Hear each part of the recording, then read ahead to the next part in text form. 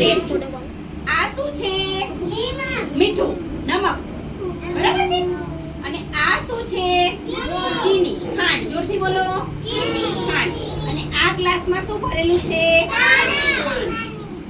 આ ખાંડ છે, આ મીઠું છે અને આ રેતી છે. હવે પાણીમાં શું ઓગળે છે? આપણે મીઠું પાણીમાં નાખીએ. જોજો આ શું છે?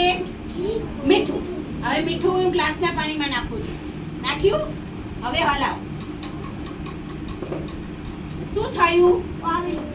શું થયું? ઓગળી ગયું. મીઠું પાણીમાં શું થયું? ઓગળી ગયું. બરાબર છે?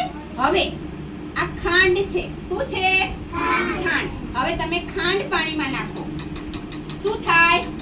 ઓગળી જાય. ખાંડ પણ પાણીમાં શું થાય? ઓગળી જાય. પણ તમે આ રેતી પાણીમાં નાખો.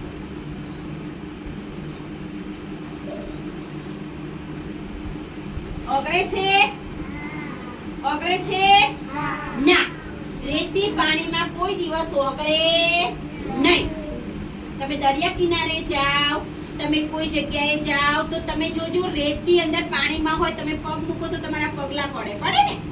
તો રેતી પાણીમાં ઓગળે નહીં.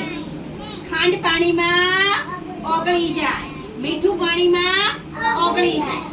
પણ રેતી, પથ્થર, કાંકરા, માટી પાણીમાં ઓગળે નહીં. તમે લીંબુ શરબત બનાવો તો તમે શું શું નાખો? તમારી મમ્મી શું નાખે? લીંબુ નાખે, ખાંડ નાખે, નમક.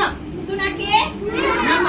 અને પછી મમ્મી આ રીતે બધું હલાવે અને મસ્ત મજાનો શરબત તૈયાર કરે. એટલે કે મીઠું, ખાંડ, લીંબુ આ બધું પાણીમાં શું થાય છે? ઘુલ જાતા, ઓગળી જાય છે. બરાબર છે? ખબર પડી ગઈ? તાળી પાડો.